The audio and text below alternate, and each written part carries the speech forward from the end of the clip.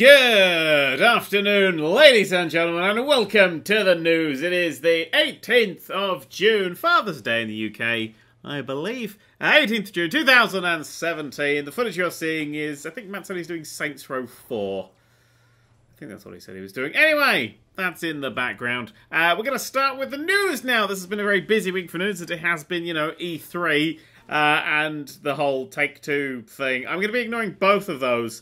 Any of the big E3 announcements I'm not going to go for. I'm going to go for the smaller, more interesting things that you may have missed. Everyone knows that Mario Odyssey and Metroid Prime are things, but and Beyond Good and Evil 2 and all that. But nobody really knows these tiny little things. Very important details. Revolutionary, changing, huge, massive changing moments in games that have happened this week. Including the biggest news of the week, ladies and gentlemen. Knack2 has a release date. Oh yes, Knack2 has a release date, September 5th of this year. I bet we're all hyped for literally the sequel to the best game ever made. The amount of people when I was doing those big E3 streams who were going, Knack2, I thought they were pissing about. Apparently it was announced in December, and I forgot about it. I assume I'm going to forget about it again, and when it comes out in September, I'm like, Knack2? Why did that get a sequel? But anyway, yeah, Knack2 is coming out. So, there's not much else to say about that. It's just probably going to be more of Knack.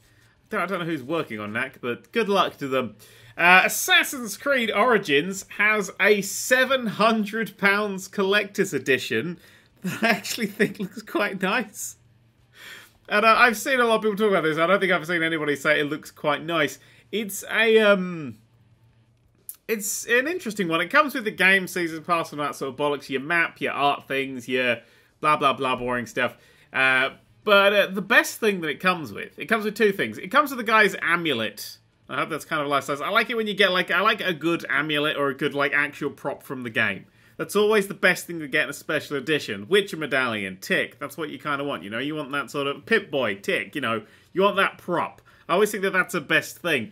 But the main thing that it comes with is a fucking insanely big statue. It's 73 centimeters. It's almost 30 inches tall statue of the lead character, his friendly eagle friend, and his bow, and he's leaping off of a fallen over bit of something. But it's fucking huge, and that's where the price is. It's just that fact. It's not like a little dinky little statue. It's like a massive fucker. It's insane. It's almost like a meter tall. It's a fucking huge bastard. So that's where the price is. I mean, Ubisoft's their statues are the best things that they do. Seriously, the Ubi Collectibles range is the best ever game stuff. I got Marcus from Watch Dogs 2. Asher did a video on it and then was like, I'm getting rid of this. Do you want it? I was like, fuck yeah. And it's amazing. The level of detail is great. It's absolutely gorgeous. So I went out and brought the wrench on as well. So I've got them sitting next to each other. Fucking love that game. Love those figures. They do really good figures. Their South Park figures are really good as well. So it's a big, really high quality figure that I don't have that kind of money. If I did, I'd genuinely be tempted by it. I wish this came out after the game. There's only going to be, I think it said 999 of them, because I don't think it says numbered 1 to 999. But oh god, that's if I love the game, that's the kind of thing that I would want from it. Just a big fuck off statue, I know most people are going, oh, Ubisoft, and they're going, no, I know the quality of their shit, and a much bigger version of their shit is going to be way more expensive. Although, you know, you'll get one in CX for £3.50. The day after it comes out, probably. Actually, that's a lie. They'll charge £7,000 for it to CX, but they'll give you £3.50 if you trade it in. What's next? I think, oh, Greenlight's dead. Steam Direct is kind of launched, and Greenlight's been killed. There were 3,400 games still on Steam Greenlight when it was killed off. What happened to those games, do you think? No, they didn't kill them all in some sort of mercy killing. They approved many of them. Quite a lot of them. And, oh boy, there was some low-quality shit. And I was having a look through the stuff that was still on Greenlight, and I was like, oh man, there's a lot of this that shouldn't come to Steam. So, Steam, pretty soon, if not already, is going to go and just shite is going to fill up the new releases for a while. There's some really bad stuff in there. I'm hoping Steam Direct puts an end to a bit of this. But yeah, we've got some a lot of games coming out. And the ones that didn't make it can still talk to Valve and try and get on the thing. So they might come out as well. There was a lot of low quality shit going through. As long as it isn't actively a virus, it seems that Valve let it through. Yeah. Yeah, brace yourselves for that one. Alright, we finally had it confirmed, the thing that I suspected, and I've been saying for a while. Shadow of the Colossus on PS4. They're remaking Shadow of the Colossus. For some reason. I mean, you know, maybe you'd want a high-definition version of the Mona Lisa. But they're remaking Shadow of the Colossus for the PS4, so it's on the current consoles and stuff. That's kind of fine. It'll be the third version of it. There was the original on the PS2, there was the HD remake on the PS3, and now there's the PS4. We've actually redone all the textures. They have announced they're adding no extra content. There is, because they cut a lot of the Colossi because they didn't work, they weren't fun, but there are a few they cut for space-time. Fucking PS2 wasn't powerful enough. You know, there's a lot of shit that they cut from that game, and they have now confirmed that they're adding none of it. The only thing they're changing is they're going to have an alternate control scheme by default. So they've changed the controls a little bit, but I assume everything else is still the same. I mean, what's his name? Ueda? One of them two, Ueda, I think. The guy who originally made Shadow of the Colossus and all that, he's not involved in any way. I think they're redoing the music, which would actually make this literally the worst version of the game. In my books, I didn't recognise the song that they announced it with. It sounded kind of Shadow of the Colossus, but it wasn't any of the ones that I know. If they have remade the literally perfect music, then it will be the worst version of the game, even if it's prettier. And a lot of people messaging me saying, "Aren't you excited for this?" No, it's just less impressive. I don't go in for it. I mean, the processing power of a PS2 brought those creatures to life. Do you know the actual CPU on a PS2? Do you know what its processing thing was? It's processing megahertz. It was 294 megahertz. That's it. 294 megahertz made those 16 beasts just come to life and look so gorgeous. So gorgeous. It's insane. It's a testament to fucking the insane programming skills of the people who originally made that. Having it on the PS4 with its shiny graphics and, I don't know, better whatevers, it doesn't impress me as much. I was saying this on Twitter, it's kind of like if they redid the Jurassic Park T-Rex scene, but with full CGI instead of the incredible animatronics, but had it in sunset instead, so it looked, you know, better or whatever. I don't think that's got the same appeal. I mean, like, the PlayStation 2, its overall power was 6 gigaflops, if we're measuring in flops. Compare that to the Xbox One X's 6 teraflops. It's 1,000 times better. The PS2 is 1,000 times weaker than the current top console. And it's still around those things. And to me, that's just endearing and impressive. It's like how, as much as I think Pokemon Gold is technically the better game, Pokemon Red is the definitive one because it's just so impressive that they fit so much game into literally no space whatsoever. I mean, hell, Pokemon Gold's super impressive because they made the game and then they fucking optimized it to shit, and because they optimized it so much they could fit the previous game in as well because they just did so much optimization. There's a lot of baggage and wastage in modern gaming that you didn't have when you couldn't risk it and stuff, and I feel like Shadow of the Colossus is one of those shining examples of look what we could do with little power. It's a fucking amazing game. Such a great game. Having a remake, if they change the music, I will literally not play it. Because I know that's a really nitpicky thing, but it's literally my top 3 favourite games of all time kind of thing. You know, it's literally up there. Like, I know everything about that. Like, every bit of that. I found the mystery dam and everything. You know, I've dug through that game and I've done it all. I've completed it so many times in a row that I can climb to the roof garden. You know, I've done that game. That game is finished. But, yeah, I don't super care. But they're not adding anything new. It would be interesting to dig in some of those old designs that they couldn't quite fit in because of space reasons and stuff and bring some of those to life and work with Ueda, whatever his fucking name is. But, they're not. They're redoing it. So, yeah, who cares? Right, we've got a bit more news on Beyond Good and Evil 2. Instead of just, it's real. It's day 0 development at the moment, which means they built the tech to make it, they've built the trailer, and they've done fuck all else. So this game is still 3-4 years away. Good. It's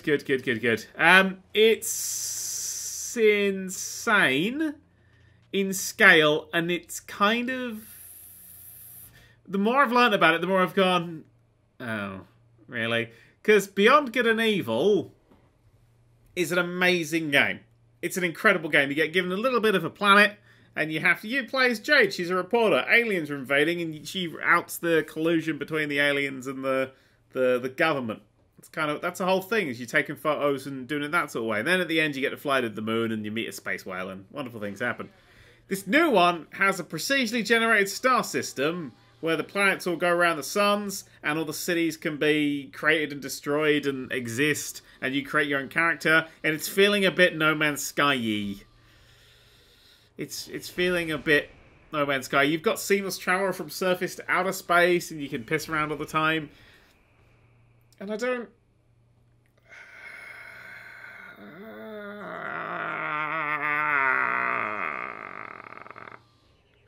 So, the way they build the levels will be the same. So it's still going to have sort of linear levels, but it's going to be built into this open world. I know, right? I know. You see that and you go, oh, and it's going to have like multiplayer or some shit. And I'm just like, oh. Like, I trust this dude. It's been 15 years. I trust that Michael Ansel, the creative director, I trust that he's going to have like a good fucking go at this system. And he wouldn't have done it if he didn't have a very specific reason for it. So for now, there's trust. But, yeah. Okay, maybe it's going to be a bit sort of Breath of the Wild-y in a, you know, open-y sort of thing. But maybe he'll have something to do unlike Breath of the Wild. I've seen a lot of, some game came out recently and it didn't have a... No, sorry, it's not recently. Assassin's Creed Origins and Far Cry 5 won't have mini-maps. Which is going to be great, because that's one of the things I really don't like about those games. The mini-map in the corner, just like, what? It's telling me where all the fucking enemies are. I want to try and find the damn things.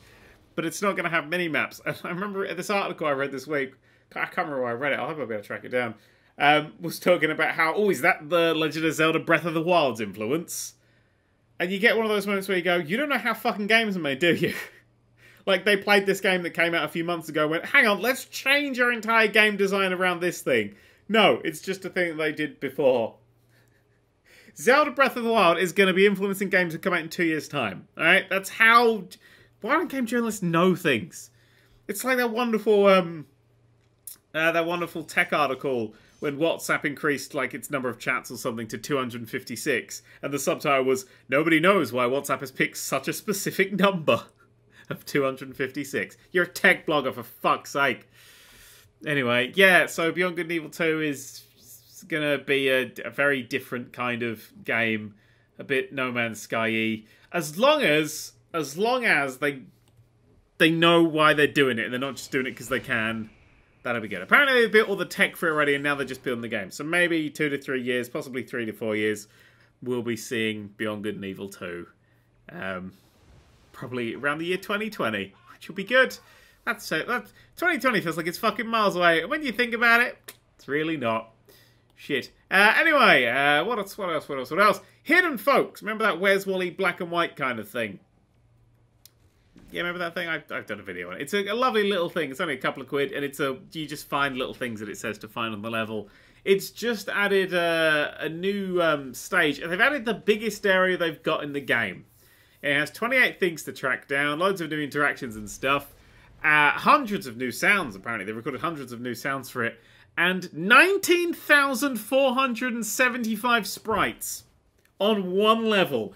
It's huge. This thing is like, it's available now. If you go play it, it's the biggest. You scroll for an hour and you're like, how is this still going? It's just this massive chunk of level. If you've not played Hidden Folks, go and buy and play Hidden Folks because it's wonderful. It's a truly wonderful game and it's just getting bigger and bigger and bigger and bigger, which is nice. 3 little bits of news left. It's going to be a quick one today because V3 takes a majority of the news, and we'll get a few little dribs and drabs that we uncover next week. We've got Super Meat Boy's... hang on, not Super Meat Boy. Edmund McGillen. Did he actually make Super Meat Boy? Yeah, he created it. Super Meat Boy, didn't he? Yeah, the guy who makes Binding of Isaac. His next game, The End Is Nigh, is very Super Meat Boy-y, and I believe it was announced during E3. I missed this. I didn't see... I believe I missed this. So the problem with having so much gaming news thrown at me is I don't actually know what I know and don't know anymore. But The End Is Nigh is a Super Meat Boy style vicious evil bastard platformer that is coming out next month. I believe it's coming out on the 12th of July. 600 levels, shit ton of stuff, multiple endings, and apparently it's coming out on Steam on the 12th, and then there's going to be a Switch version later on. So, yeah. I'm excited to play that. I do like a bit of the old Binding of Isaac, and having another Twitch platformer, that'll do me fine. I'm always a big fan of the old vicious Twitch platformers. It seems more Metroidvania-y than anything else. It seems like the levels are connected. Maybe you'll be doing back and forth between them. We don't actually know much about it yet, but it's coming out very soon, within a month. So, exciting. Yes. Two more little bits of news. We're counting down, because the last bit of news is great. There's a game coming out called City Shrouded in Shadow. Now, you may not have heard of that, because I hadn't heard of that until... This is apparently a spiritual successor to Granzella's Disaster Report, which I've never fucking heard of. You should probably check that out. City Shrouded in Shadow is a game where you play as a single person during a kaiju attack. Now, many of you will know that that is the game that I have wanted to make for ages. I'm just never going to get to that level of game making, at least not for a decade or so. I'm making little things instead of a much bigger sort of thing. But it is a... Basically, Godzilla will kick the shit out of a city, and you play as a human trying to escape and survive. I'm 1,000% into that idea, especially considering it is Godzilla. I mean, there's loads of kaiju. I mean, there's most of them I don't know they are, but they are famous sort of things. Godzilla is included, so you can run away from Godzilla as a squishy, lovely little human and try and survive. And as much as... I mean, this is the game where I've always gone, I don't know why we haven't done that game now. Now we have that game, and it's coming out. I don't think there's been a Western release announced yet. It's Japanese only. It's coming out on the PS4, and the PS Vita is actually getting a fucking game, which is a surprise. The PS Vita is literally the worst console for a giant things are stomping around, you have to run away thing. I'm kind of thinking it looks like it's being developed for both at the same time, so it's going to look like a big Vita game on the PS4. That's kind of disappointing. I have the horrible feeling it's going to be like that really crap Godzilla game and just feel like a fucking lost in time PS2 game. And it's a Japanese game at that, and they always have quite strange controls and camera things, and it never feels quite as smooth as a Western sort of game. But it's still being made. You can still be a person running away from Godzilla as Godzilla kicks the shit out of a city. And yes, 1,000 times yes, I'm actually going to go play that. I'll also look up the, what's its spiritual successor to, because that might be fun as well. I'm excited for that. And finally, the last bit of news for the day. Not just a short one. This was...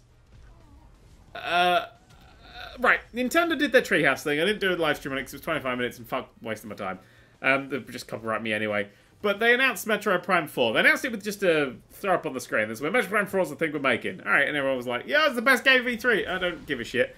For one, they haven't announced anything about it other than it's coming. And I don't really like the Metroid Prime series. I don't really like Hunters on the DS.